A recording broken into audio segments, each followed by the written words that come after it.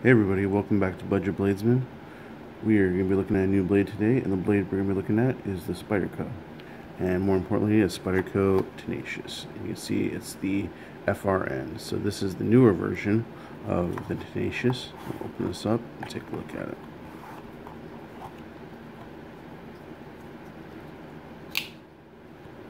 Alright, first let's go over the specs. So we're looking at an overall length of 7.76 inches, a blade length of 3.39 inches. We are looking at a blade thickness of 0.12, so it's nice and right in that EDC friendly size. It is a little bit over the ounce and inch line at 3.8 ounces. We are looking at a drop point blade, drop point, or your Spyderco's typical leaf shaped blade. This is 8CR13 MOV steel, as you can see right there.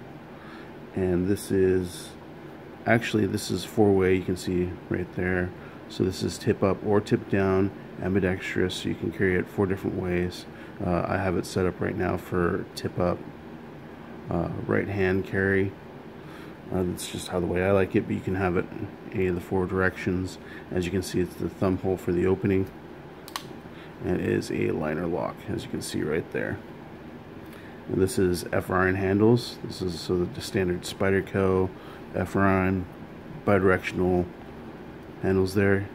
You can see Spyderco Tenacious, and this is a made in China knife. So this is out of Spyderco's China factory, as you can see right there. And we're just going to go an overview. The Spyderco Tenacious line goes overall anywhere from $45 to $98 depending on the version. This one was about $49, but they start at about $45, and you have all sorts of different options. Of course, like I said, this is the FRN version, but they do have a G10 version, and all sorts of different blade styles. This, of course, is coated, as you can see there, and this is a just a plain blade, but they do have half serrated, and they also have full serrated, and they do have the uncoated blade. Again, this is 8CR13 MOV, which is what most of them are, but the one at the higher end is S35VN, so that they do have a different blade option. They have tons of different color options in the handles. In the lightweight version, they have black, tan, OD green. In the G10, they have black, blue, green, brown, camo, carbon fiber. In the S35, they only have it in the FRN version like this and in blue. They don't, but they do have it in either plain blade or full serrated. Those are the 2 versions for the FRN. So let's pull out the comparison knives. So as always, we have the K-bar dozer. So as you can see, it's pretty close there in overall length. Really the difference is blade length. So if we do blade length to blade length, you can kind of see the difference there. There's a little bit of a difference. We're looking about ½ an inch, quarter an inch, somewhere in there. But overall length, they're pretty close. And we'll pull out the Gribber flat iron, and we won't, because I kind of jumped the gun and sold the Gribber flat iron, so I don't really have a flat iron to compare it to anymore. And there's a reason for that I'll get to at the end of this video. But I do have a couple other Spydercos that I can compare this to. The previously reviewed Para 3 lightweight. So you can see different blade shape, but overall length it's pretty close.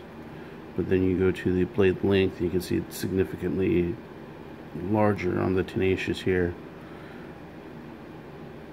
And then also we have the Manix 3, and you can see again overall length is pretty close, but then when you get to actual blade length, overall blade length, it's pretty close. Sharpened blade length, though, it actually is a little bit, you get this way here, you see sharpened blade length, because this has a a thumb ramp here on the front, finger choil.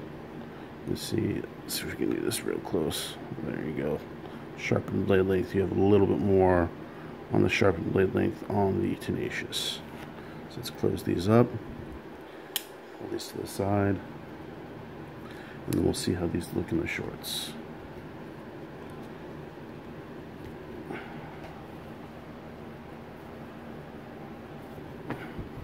Alright, I'll get these into the shorts here.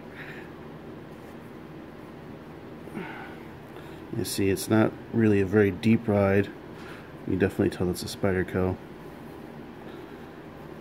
You get your hand in there, and it is, you know, pretty wide in the base.